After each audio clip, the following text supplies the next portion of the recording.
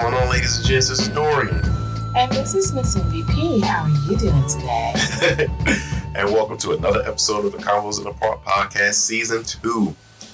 For our first-time listeners, we greatly appreciate y'all stopping in and checking us out. And we hope we have some things to say that'll keep you returning to us. And for the day ones and everyone in between, hey, we greatly appreciate y'all too. And as always, you can find us at Convos in the Park on Facebook, Instagram, Twitter. No, not Twitter. Twitter is Convos in the Park. Almost messed myself up. Same thing. And as you can always reach us at parkbench@convosinthepark.com as well. We listen to smoke signals too. Carrier pigeons. That's my shit. Miss MVP, how are you today? I'm okay. I took my son to the barbershop today and I kind of got scolded. And he told me, he's like, you are not black. You might as well just wait outside. Scolded because you're not black? Yeah. Okay. Details. They were watching BET and I don't. And Life was on. And I was like, yeah, you know what? I could have kept it to myself, but you know, I like Chubb. And I was like, I have not watched this movie from start to finish. He was like, what? Yes. He was like, man, you ain't black. Just wait outside. Oh, we already talked about that. We did. But it was, you know, it was a sore spot. But I did find it. It's on Amazon Prime. And I'm going to watch it. I have it on my list to watch it. Screw you, Chubb. I'm going to watch it. Okay? Yeah, we'll see how that goes. I am. I didn't say I was going to watch it all at the same time. I just said I'm going to watch it. I'm going to watch it. I'm going to have my notes before I go back to the barbershop. How about that? In 2 weeks. But I have been binge watching here and there. Insecure. And I don't have anything negative to say currently. Okay.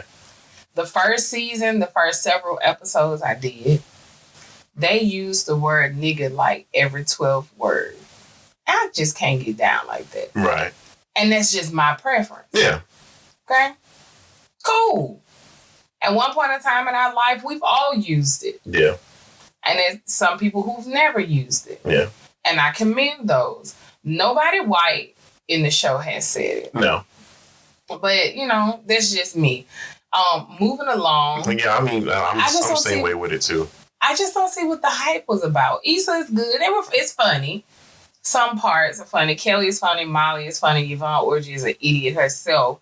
So she's funny. Issa is funny, too. But I don't know.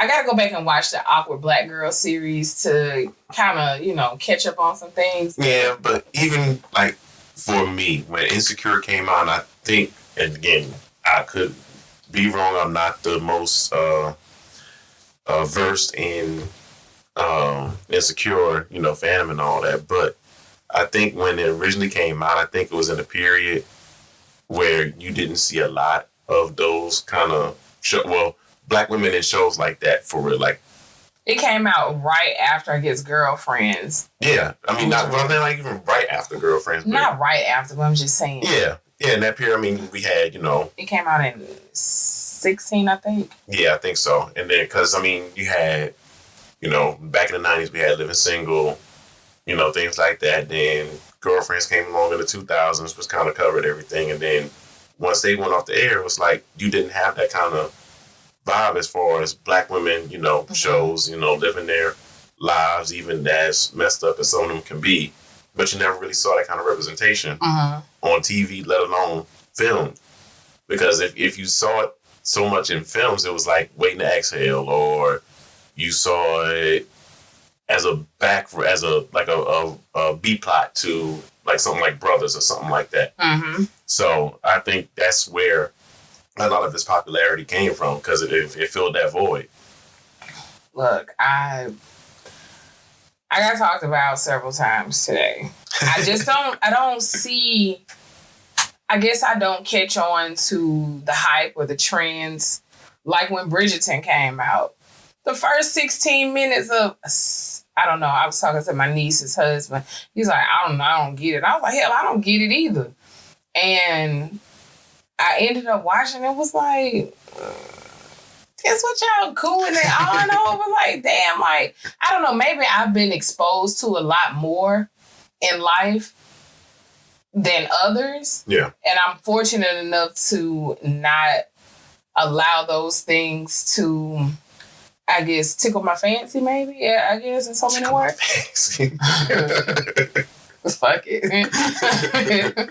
But, you know, I don't know. Maybe that's it. That's usually how it is, because even with me, like, I won't say as diverse. I mean, everyone has a particular genres that they like. Like, for me, if I'm watching something, I'd rather it be something comic or comedy, sci-fi, anime.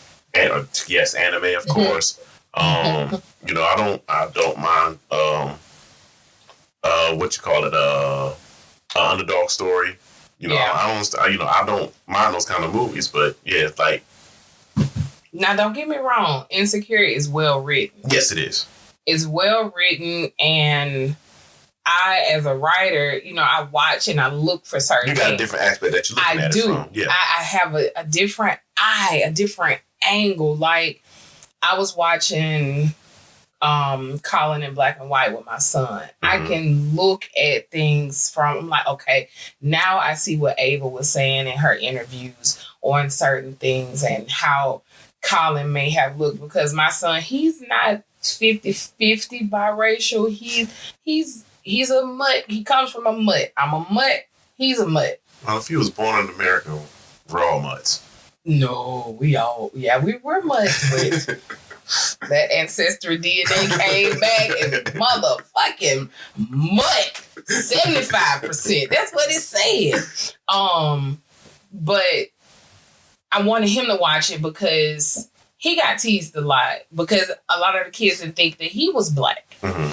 Or black enough, so to speak. Yeah. And by him going to the elementary school that he went to, it was very diverse. Diverse as hell. Right. You got Muslims, you got Indians, you got Vietnamese, you have kids who have English as their second language. Gotcha. You see what I'm saying? Yeah. Like, so then you have the quote unquote the traditional way that black people look, and he doesn't fit that category. Right. I got teased a lot. What? I don't fly that much now because TSA fuck with me. I'd rather drive. Mm-hmm. I'm serious. Oh. I'm serious. It's no way that I should have that many random searches. There's no way. I haven't flown since the pandemic, but every single time.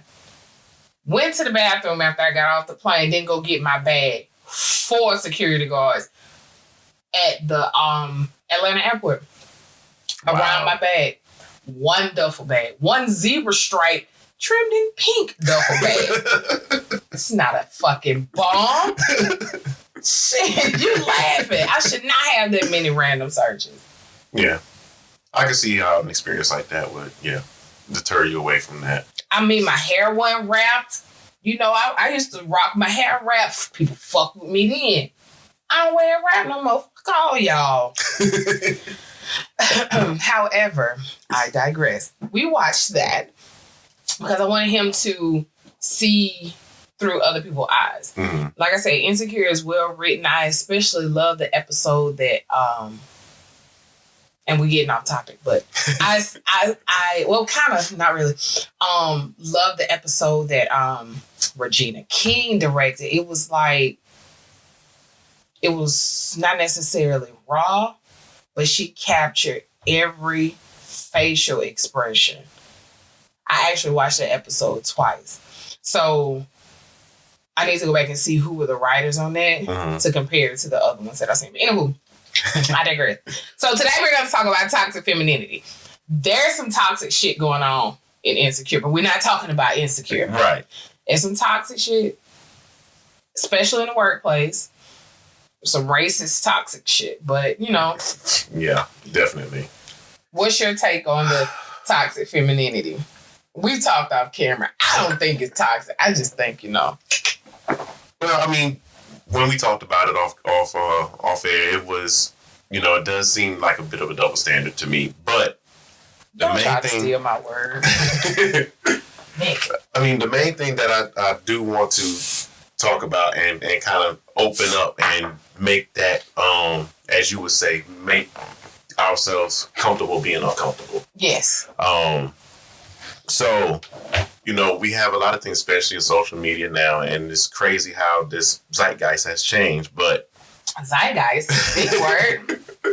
But no, we have this thing now where, especially like women will, they'll over-sexualize themselves on IG to get likes, to get all the comments, to quote unquote, get these the follows, influencer deals and all that, to do Fashion Nova and all that. Oh yeah, brand ambassadors. Yeah, brand ambassadors and all that shit. But we got women that are over-sexualize themselves, and of course other women will be like, do your thing, sis, you a bad bitch. But the second that a dude starts saying,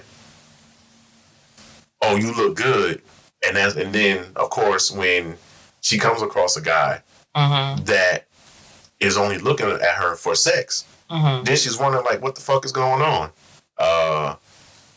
It's the way that you kind of present yourself, or you get the women that'll say, I want a man to take care of me. I want a man to treat me as if I'm his wife.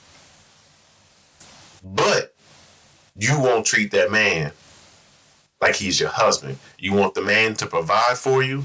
You want the man to support you. You want the man to be there for you financially, emotionally, spiritually, all that.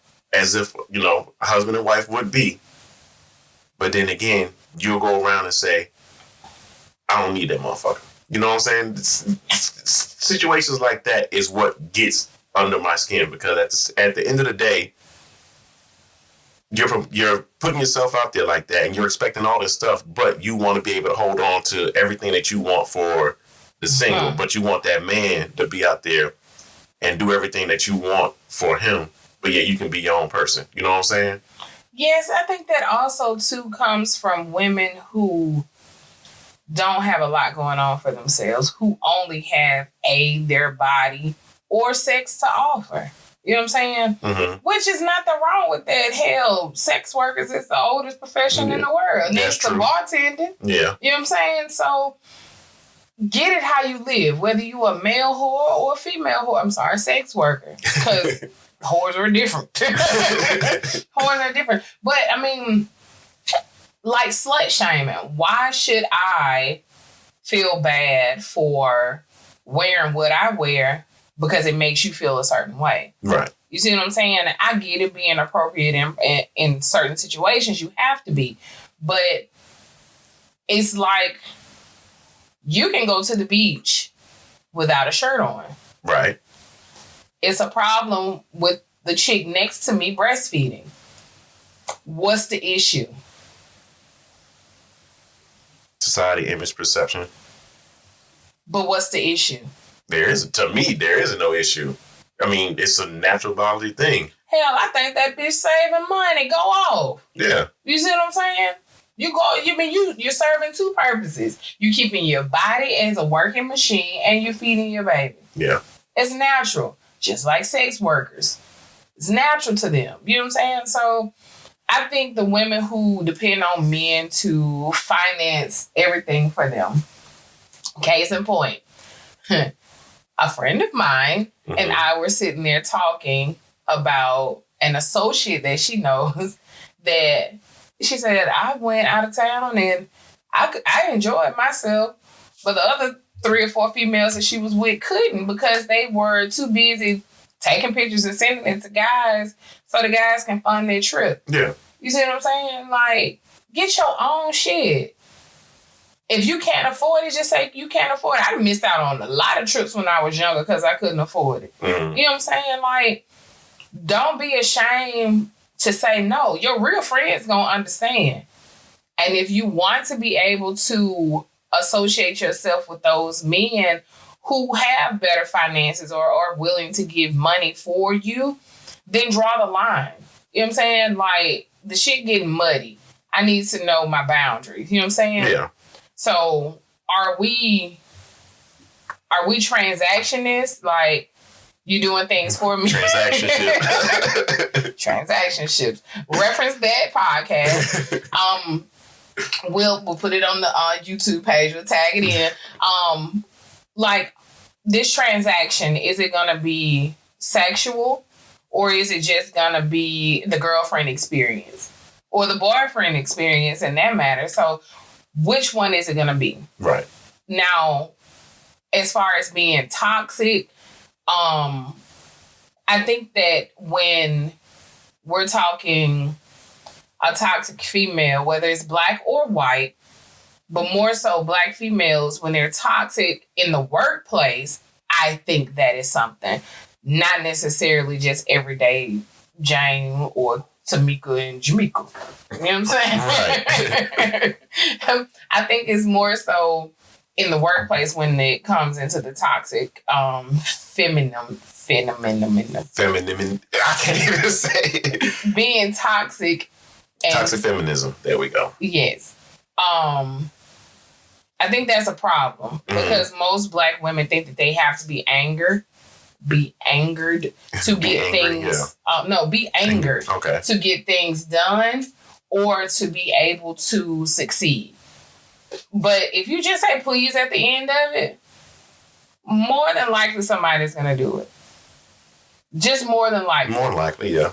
And it doesn't always have to be, like, the word no doesn't mean forever. It just means, like, not right now. At that moment, yeah. You know what I'm saying? So it's a lot of shit that can transpire from the toxic femininity or the toxic female in the workplace. Now, the toxic masculinity in the workplace, that's something different. Yeah, that's a totally, I ain't got time for that one. That's a totally different one. But yeah, I mean, I agree with your point that, you know, it's usually women, like you said, black women that have to feel like they have to overexert themselves to, you know, to kind of quote unquote prove their worth. Yes. In the workplace. And I mean, that's the standard that's been set, but you know, you don't have to have that angry attitude, like you said, to try to get past it. Definitely. Or to try to work through it. Mm-hmm. I mean, just as most men, you know, or most black people in general, you know, we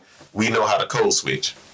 I mean, that's kind of code switch every day. That's kind of the same thing, you know, when it comes to that we, you know, that we have to do, mm-hmm. and it should not be harder for women to try to get that point across, just to kind of downplay everyone else, mm-hmm. just to do that, and not just in the workplace, but in relationships as well, because you got a lot of women that, whether it be through trauma or they've been damaged before, they felt like, okay, they got played by these, you know, they got played by dope boys or whoever else, they got played by the pretty boys, so now it's like, oh, fuck all men. So now you got a decent man or a man that's not fitting that role of a bad boy. Mm-hmm. Now you want to downplay him or try to emasculate him.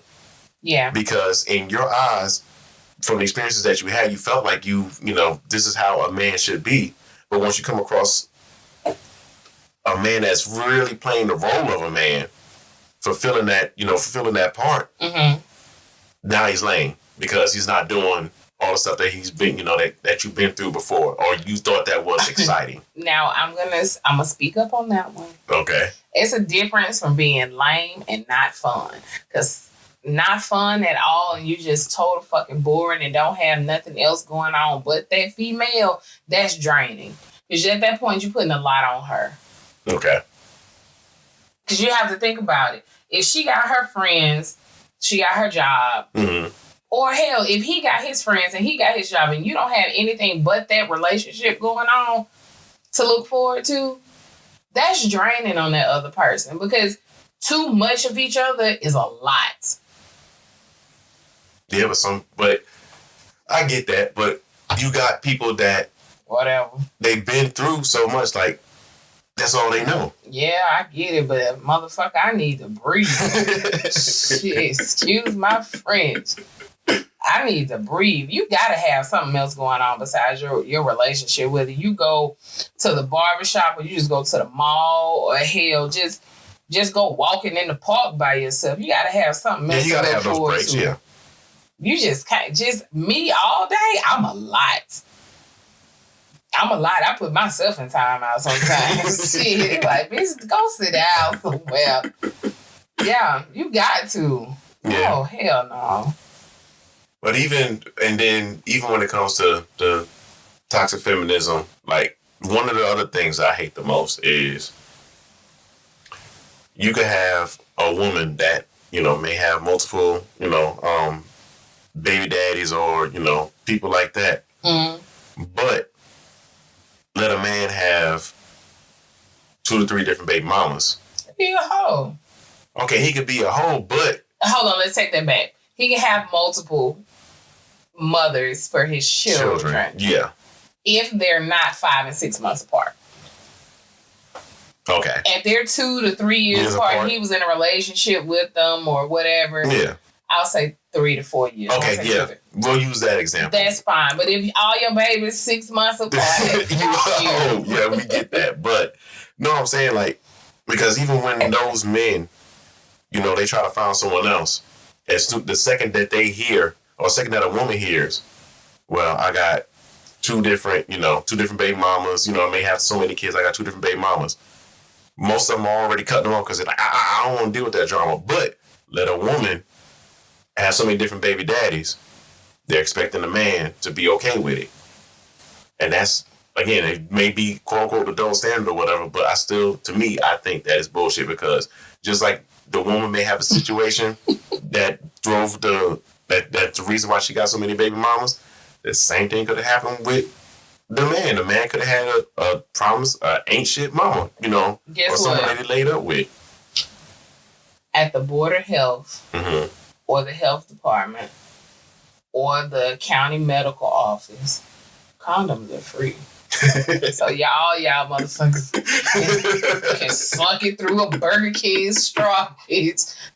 Y'all had a choice. Don't talk about her ass now. Don't talk about him now because you didn't wear your condom.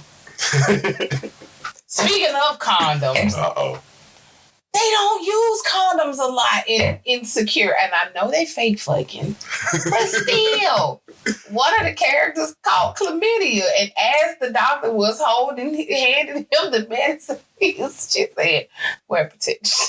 And it dawned on me, I was like, they didn't, because I could count 3 times where they were just kissing right there on the sofa or the Ferris wheel. Nobody pulled out a condom. Well, fuck that. You may go down the route of safe sex. Hell yeah. I'm a germaphobe. Fuck you. I want you kissing me if you sneeze too many times. There are a lot of people that don't believe in condoms and don't believe in... Masks? Shit.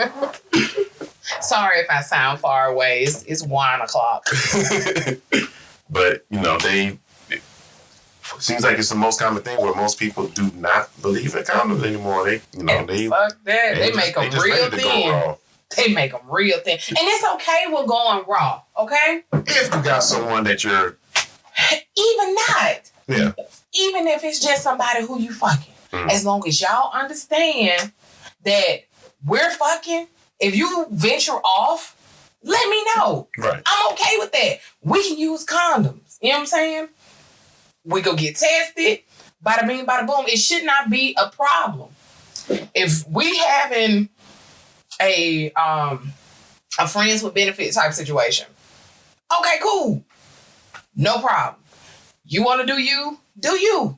If I want to do me. But when we get back together and we understand that we might have had some sketchy shit going on, just pull the condom out, and the other person ought to be like, all right, appreciate it. Because you're not only looking out for them, you're looking out for yourself. True. So you can know, okay, if I got something, this is the only motherfucker that I need to call. Versus him having to call 6 or 7 other people. You don't know what the hell he or she doing. You know what I'm saying? Yeah, true. He or she may be doing he and she. Not gonna touch on that one. Hey, I don't knock it. Yeah, whatever floats your boat. Or tickle your pickle. Shit.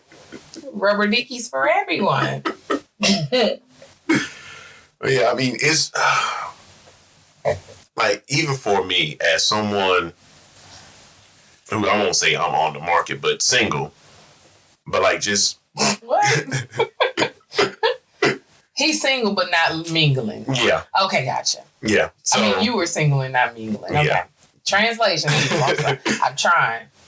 But, someone that's single and just single. Just trying to, I won't even say get back out there, but like having interactions with other people just to kind of see what's going on. Just having conversations with other people and fellow black men is like, we get tired of the point where I will say the good men get tired of getting bundled in with all the ain't shit niggas. Mm-hmm. Or ain't shit men, to avoid using the N-word. But, we get tired of getting bundled to that because it doesn't set us up for anything. Because the first thing we may say, I may introduce myself to another female and be like, hey, how you doing? My name's Dorian. I seen you from far away. I would really like to get to know you better. Boo. And the first thing they'll be like, get the fuck away from me. You know what I'm saying? So, or just because Where do you go to pick these women up? I don't pick up anyone. Oh, okay. I've never been the type to try to go pick up a woman, so to say. Oh. That's just me. That's just me. All my relationships have been from just natural conversation with people. I've never tried to pick up or as you say, try to put a line, drop a line on someone. So that's just me. I've never been that type, even at 40 years old. But suffice to say, I don't like getting put into that pocket of being an ain't shit man. Even knowing my past and some of the stuff I've done, I know I haven't been the whole complete stand-up guy. But I've made my changes and I move on. All right, moving on. Moving on. Yeah. I have a lot to say about certain things, but I know when to keep quiet. I ain't gonna talk on it. Why not? I'm just relationships when it comes to, like, for instance, being a strong-minded or strong-headed, level-headed, whatever you want to call it, female. Mm-hmm. It's a lot for a guy to take on. Most of my female friends and associates are like that. When they say birds of a feather flock together, that shit is true with us. We can go on a vacation together and be separate. That is the funniest thing ever. We can go on a vacation together. And each of y'all doing your separate things. We're doing our separate things. We're doing things together. Like you say, we go to a comedy show or something, or going to a concert. We say, okay, we're going to meet up, just say 4:00. We're going to go have drinks, dinner, and then we're going to go to the show. Before 4:00, we might not know where the hell each other at. Somebody is asleep. Somebody going to Walmart. Somebody's in Macy's. Like, where y'all at? Right. You know what I'm saying? We got about 2 of us think around the same line. Like, okay, we're going to get this. We're going to gather. Either we're going to be in an Airbnb or we're going to be in a room where all of us are kind of clustered together. Most of the time, we have separate rooms. So which way is it? But we're together. You know what I'm saying? Mm-hmm. So it's like when you have a strong-minded, independent female, okay, it's hard for men to accept that because they think that you're being standoffish. But in actuality, you're just used to doing the shit by yourself. Yeah. You're just used to being by yourself. And that takes a lot. That takes a very strong person to be by themselves and do things by themselves. Yeah. I'm planning a trip by myself for next year, and I've been told that I am going to have company by one of my friends. She was like, yeah, I'm coming too. I was like, but it's my trip by myself. She was like, yeah, I know, but we can go together separately. And I'm like, fuck, okay, I guess you're right. So she's like, no, you're not going by yourself. No, but I want to. You know what I'm saying? Like, I'm gonna fuck with TSA again. I'm not driving to LA by myself. But it takes a lot. You know what I'm saying? So a lot of guys think that just because you're able to A, have things going on, or B, do things without them, that you don't want to fuck with them. I'd rather you tell me, hey, look, up front, like me, I'm not a big texter.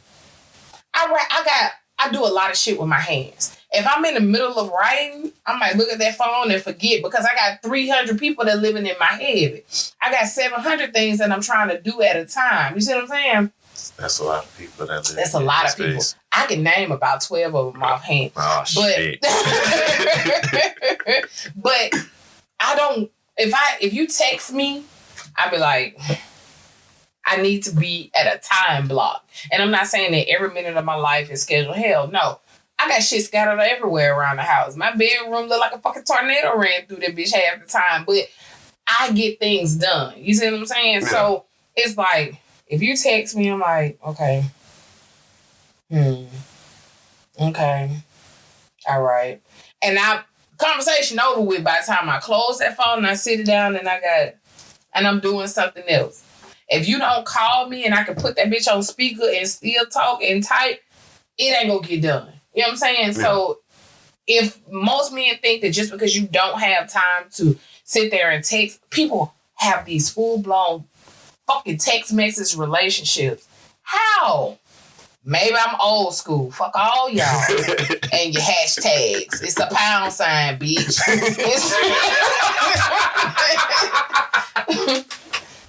Shit. Sorry, guys.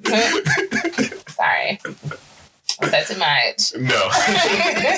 Sorry. But anyway, yeah, that's a little sore subject for me too. I had to get my son together. Mama to even know what a pound sign is. I knew what a phone was before you. Anyway, churn. Anyway, most men think that you gotta live and breathe and think them. Just let me know what's going on. And I say all this to go back to what I said.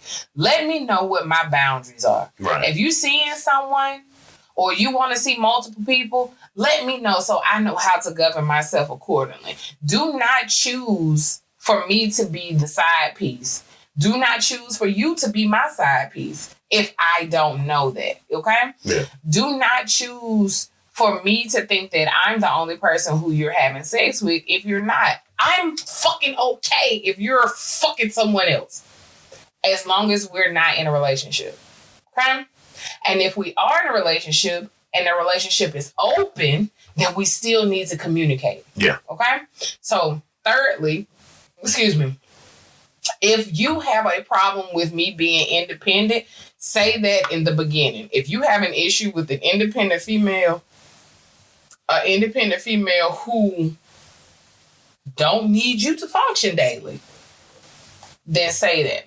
And I'm going to say this too. Uh-oh. Nothing about you, though. You good. You good. You good. Because I like it, okay? She likes me. No, not that. I know what you mean. What I'm about to say. Okay. So,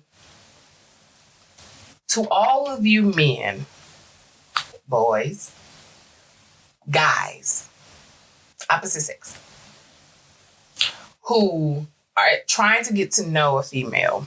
I'm going to say this for my women because we talk about y'all bad. Don't send no motherfucking good morning text every day. Okay? That's not cute. At all. if you're trying to get to know a female and y'all talk all night long and y'all go on a date, good morning once a week might be good. Matter of fact, don't text her before 10 o'clock. If y'all done had sex, maybe. Depending on how good you were. But if you text her good morning every freaking day, you ain't shit, nigga. That's just good. That's just where we go. This is just what we gonna say. And that's just where we gonna leave it. Interesting. I'm just saying. I'm gonna say that for my ladies. Now, no, like, that's interesting. Like, just because a man decides to just text you, like, even if a man is busy and he just takes 2 to 5 seconds out of his day, hey, good morning, hope we have a good day. If he decides to make it his routine, what's so bad about that? Even if you may think he ain't. I ain't shit, nigga. Fuck that, because these cell phones have the capability of call a scheduled text message. So fuck you and your routine. I know it's a scheduled text message because I get an annual text message from Candace every year. Happy birthday is at 12:02 every goddamn year. And I'm like, thank you for my scheduled birthday text message. She's like, you know it, boo. And boom, you can schedule text messages 2 to 3 years out. You can have a whole list of bitches who you say that same good morning text to on a schedule like clockwork. You can have that bitch at 7 o'clock in the morning, 7:01, 7:02, 7:03, 6:59, whatever you want to. Random times of the day. Hey, how you doing? Which is nothing wrong with that. Just let me know I'm on your roster. You know what I'm saying? You ain't shit, niggas texting good morning, beautiful. And I'm gonna tell you this. And I'm not gonna say nothing else about it because I'm giving you too much of the playbook.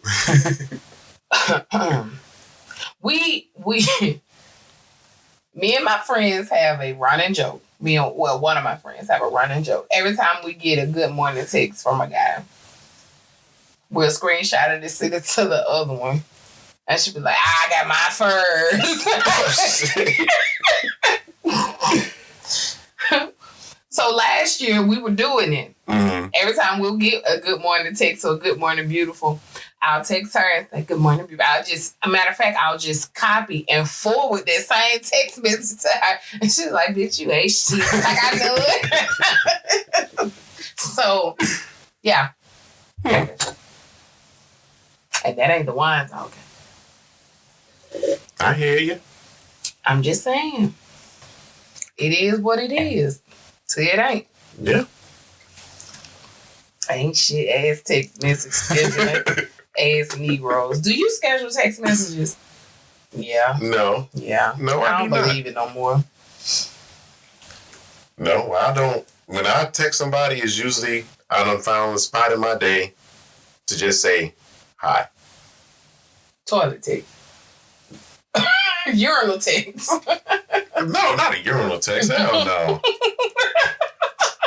A toilet text, possibly, depending on the depending. Oh my goodness. I gotta have my sabbaticals. Oh my goodness. I'm just saying. But no, normally if I text someone, it's usually I done found a pocket in my day where I'm not busy, and I just say something. Like I said, when I usually text somebody, I'm not expecting a quick response. Because you sure ain't gonna get one with me. Well, I know that with you. That's why if I say something, I leave it. If I hear from you, if I actually hear you call me, then I know it's something else. But if you just text me, then I know, everything's all right. I'm horrible with text messages. I'm not gonna lie. And I understand that with you. That's why I say if I do text you, it's just something quick. It's not, I'm just talking about like on the relationship side. I do not sit there and wait for no text messages. I got other shit to be doing. Yeah, and then like I said, for me, if I'm texting somebody, I done found a pocket just to say something. Now, if I ain't got no pocket, and I leave it at that. Like I said, I don't really. I didn't know you could really schedule text messages until last year. No, for real. Well, the first time I was able to schedule a text message, it was years ago. I don't remember what phone that I had. And then when I got my new phone a couple years ago, about how old is my baby? Probably about 3-4 years ago. I got it and I was going through. I was like, oh my God, I can't schedule text messages no more. She was like, no, not on this one because it was a Motorola. I don't know what the new Motorola do. She's like, no, not on this one. You can't. And I was like, God damn, I actually got to text people now. I mean, because you had delay send. Like if I was to send something, I was like, well, maybe that was mean and I'll just go ahead and delete it. I had my text messages set to delay send like 90 seconds.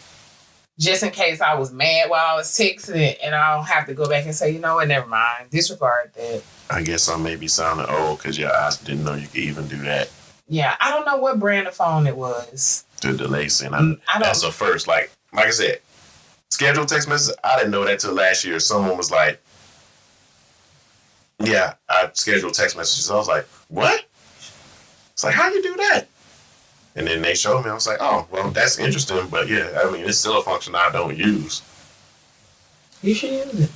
It's quite interesting. But yeah, you good morning, beautiful, ain't shit ass nigga. Good morning, beautiful. It's just, it just make you sick to your stomach. Some witch hazel because my butt itching. What? Oh, Lord. I ain't lying. I know. But I'm not toxic.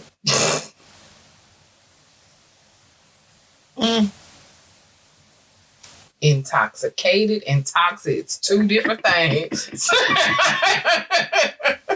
No, the verdict's not out on the toxic. I'm not toxic. Nuclear waste and toxic and intoxicated. 3 different things. I hear you. I might have been toxic in the past. Maybe a bully in the past. But that's my dad's fault. I can't see that. Shit. Your father wasn't a bully. Shit. No, he wasn't a bully, but he created one. We're going to go with that one. Okay. So what you got on the table there, Miss MVP? Wine. Besides wine. Ginger candy. I like ginger candy. And that's horrible. It's spicy. I love it. It's good. They say you're only supposed to eat 1 a day, like 5 grams a day. Mm-hmm. I think I eat 5 a day. Does it have any adverse side effects? Probably. Probably.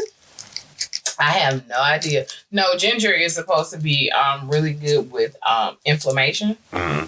And because I have mixed connective tissue disease, which mimics lupus, but luckily I do not have full-blown lupus. Mm-hmm. Like I still have flares and I still have issues and stuff like that, but I don't have the markings in my DNA for lupus. Right. But I have bad inflammation from time to time. And actually, I don't remember when that was, but that one day that I just could not move when I was on the couch a couple of years ago, Mm-hmm. that's when I went to the doctor and I found out. Like it was very debilitating. Like I could walk and almost feel like my bones were grinding. So, long story short, I eat these. And I will say that I have not had a extremely bad flare since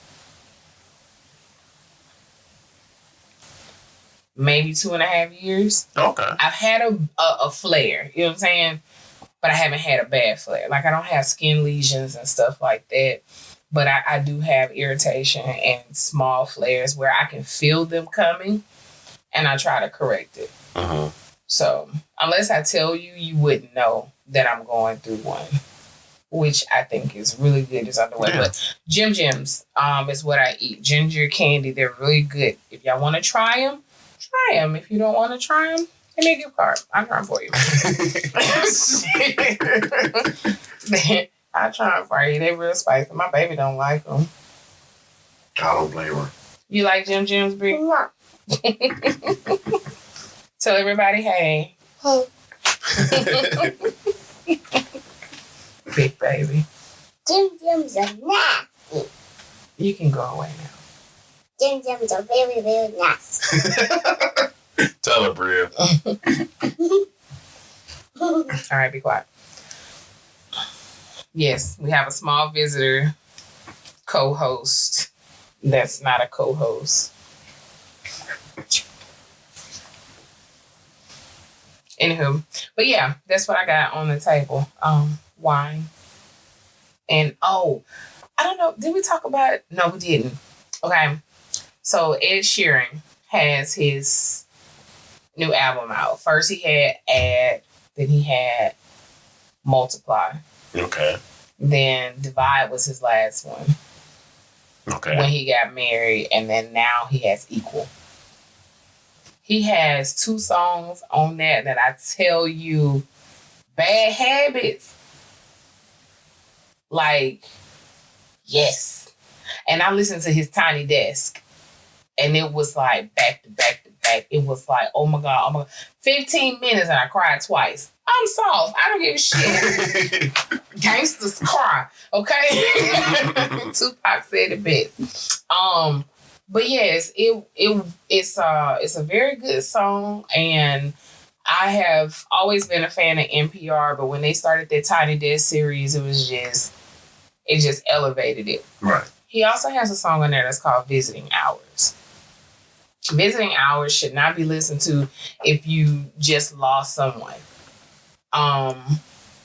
It's a very touching song, and I listened to that, and it, of course, reminded me of my dad. But when I listened to it, it's not so much of a somber song. It's more of a, like, you're part of my daily routine or my weekly, monthly routine. Like, visiting hours. I just want to see you. I just want to share things with you. Yeah. I just want to talk to you for a split second. And it wasn't overly emotional, but it made me, of course, appreciate humanity a little bit more. Okay? And it makes you, yes, we all go through it. At some point in our life, we all go through it. Yeah. Some more than others. However, it made me realize that all humans aren't that bad. Humans suck, but not all humans are that bad. No. And that usually goes with the thing where I say individuals are okay. Yeah. People suck. Yeah. Because you get that. Are people and humans the same? I say, well, the reason I say that because once you get multiple individuals around, then you start to get that hive mentality, and then the bigger, bolder voices are usually heard the most, and they may be the ones to influence those weaker minds. So then you got those weaker minded people that come around, and just because they don't want to feel like they're the outcast or anything else, or they may feel like they're, being picked on, so they'll go with that. So that's why I say, yeah, individuals are cool. People are stupid. Yeah. But that is my, I kind of have a song every month that I love. And that right now is my song that I love. And even though his album just came out, I hadn't quite listened to all of the songs.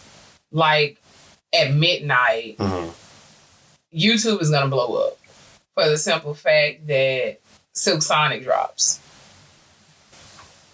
Oh, yeah. On November the 12th. I have an alert. I have an alarm because I want to hear it.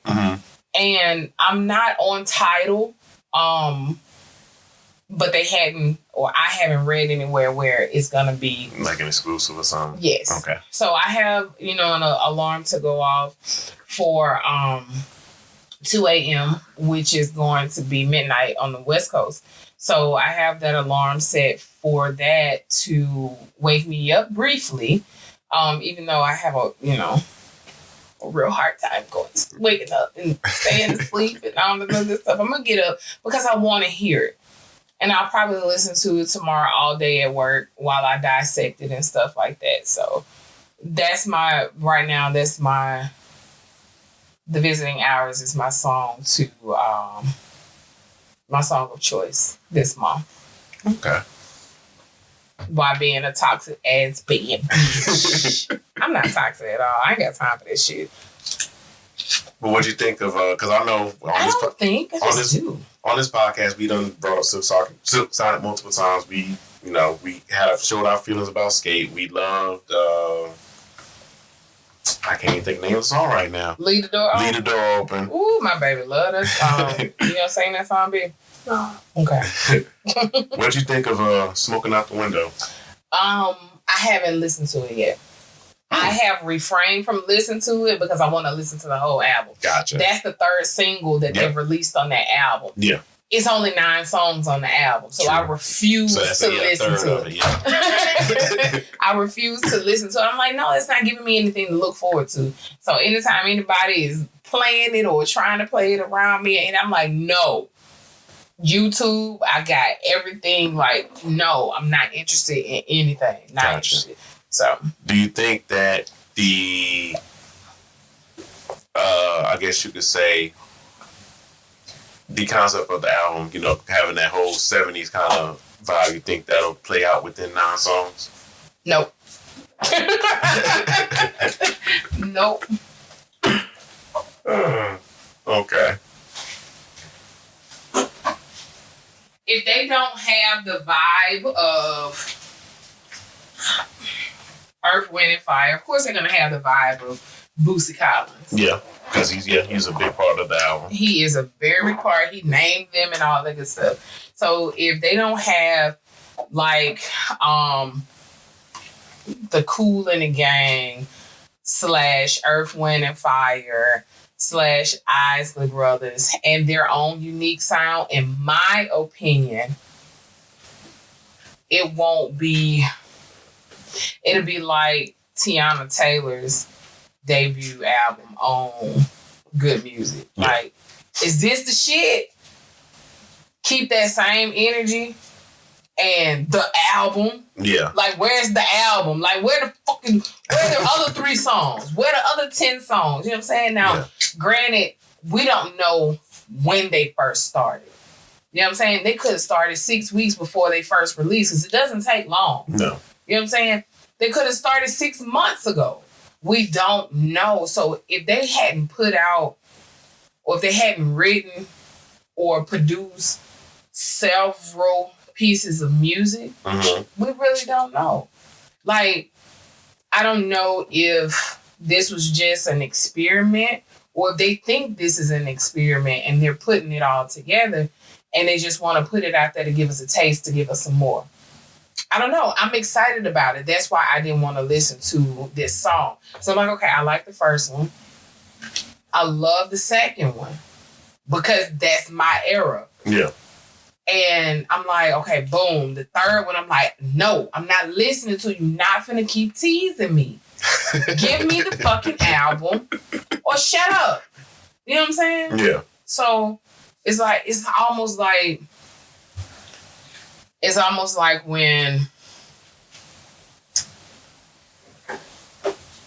when you, like me,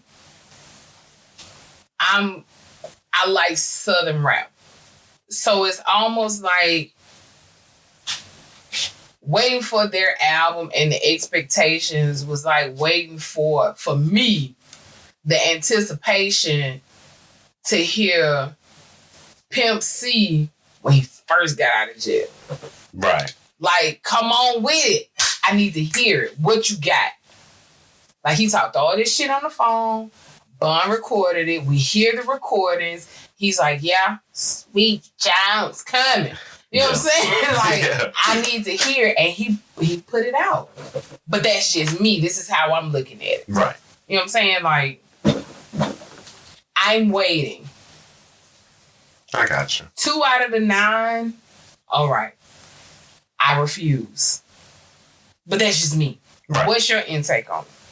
Output, all that good stuff. You know, I love Leave the Door Open. You know, when Skate came out, first thing I thought, I was like, well, yep, this is all you. And then, like I said, it didn't get me, it didn't pull me in as much as Leave the Door Open did. And when I heard Smoking Out the Window, I was like, okay, this kind of gives me that essence that I was missing from Leave the Door Open.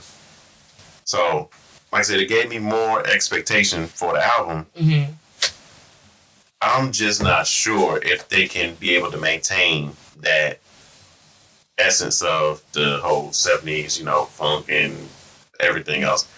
I'm hoping that it doesn't just wear out on me by the time I get to the 7th, 8th song. Oh, God. So, you know, that's the way I look at it. But as genius as Bruno Mars and Anderson .Paak are, I don't see that being the case.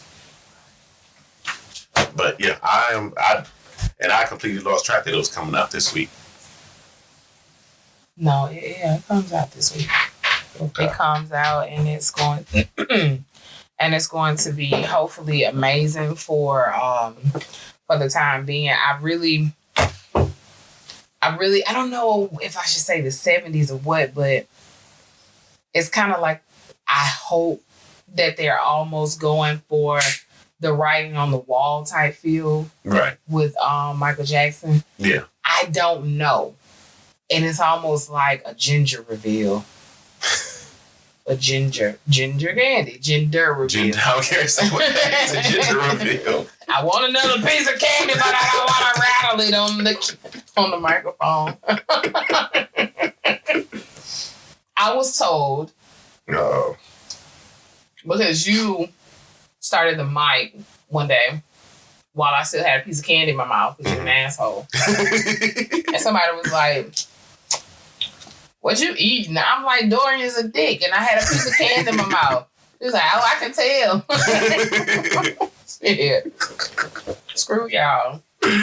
It's late and it's early. Yeah. So now.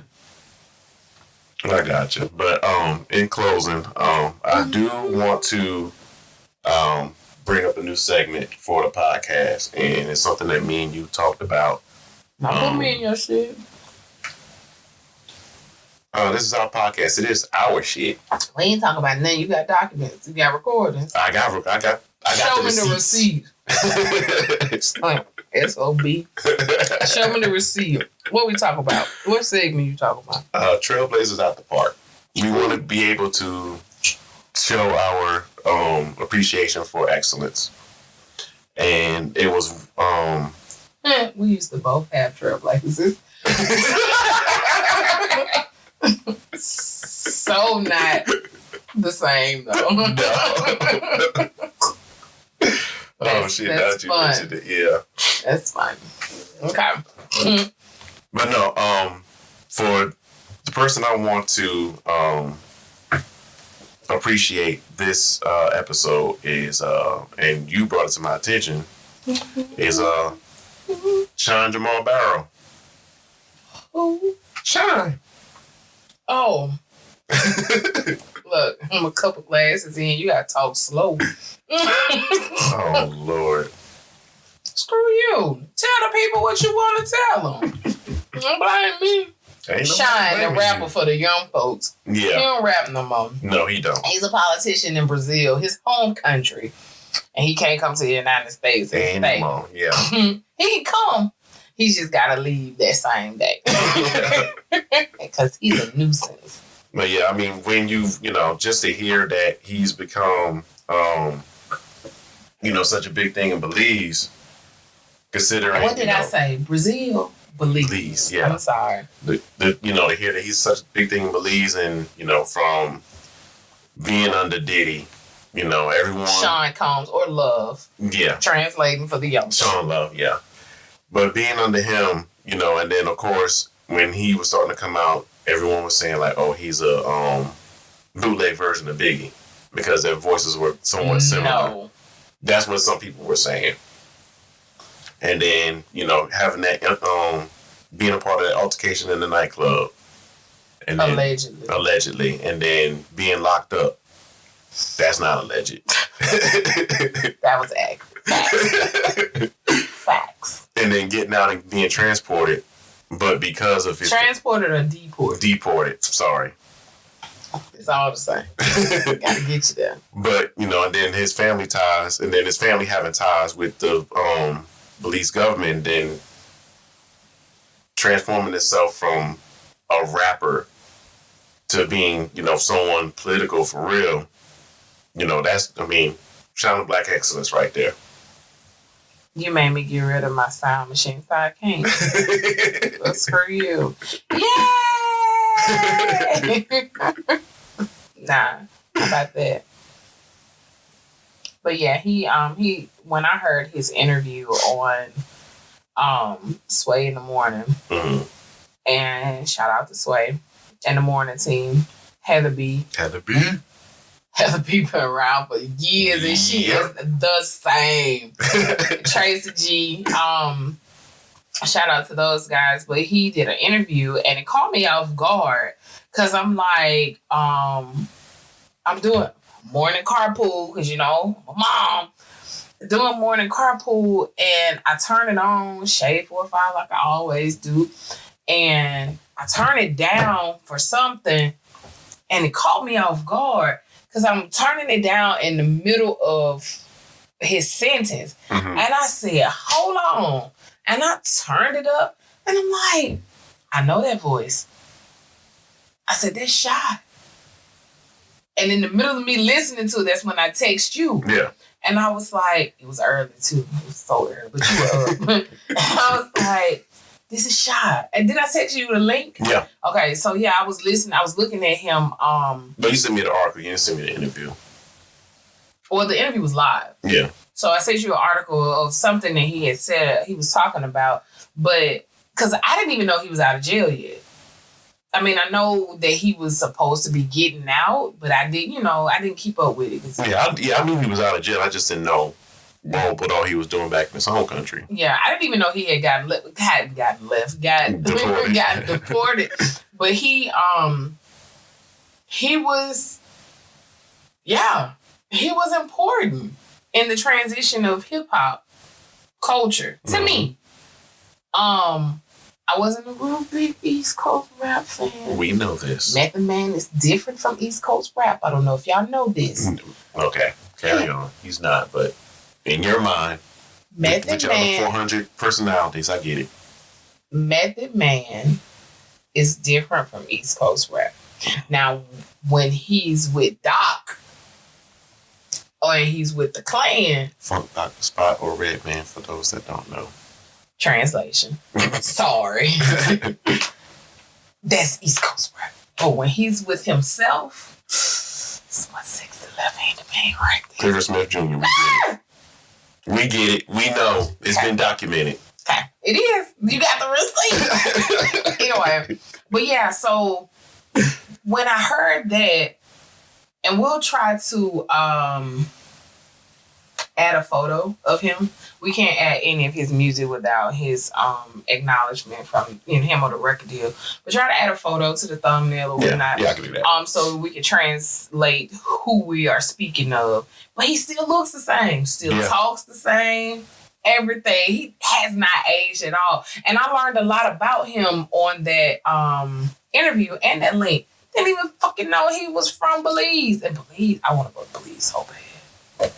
Like, I just want to lay out in the tourism side of it. Just lay out and just see the beautiful blue waters and eat shrimp. That's all I want to do. With some wine. But yes, salute to Sean and everything that he's done, everything he's meant for his part in hip hop. and brighter futures for him. That'll do it for us. If you actually, we want to hear if you have your thoughts and ideas on toxic feminism, femininity, or however you want to say it. Let us know in the comments on YouTube, Facebook, Instagram, Twitter. All the social medias. I don't know why he dragging this shit out. Can I just do my piece, please? No, them folks don't want to hear that shit. Okay. All right, since she wants the condensed version, hit us up, Convos in the Park social media. Hit us up, convosinthepark.com, or email us at parkbench.com. Parkbench@convosinthepark.com. Just send it up. Carry your pigeon. Until the next time, this is Dorian, this is Miss MVP. Have you had that convo yet? Say my name. Bye, y'all.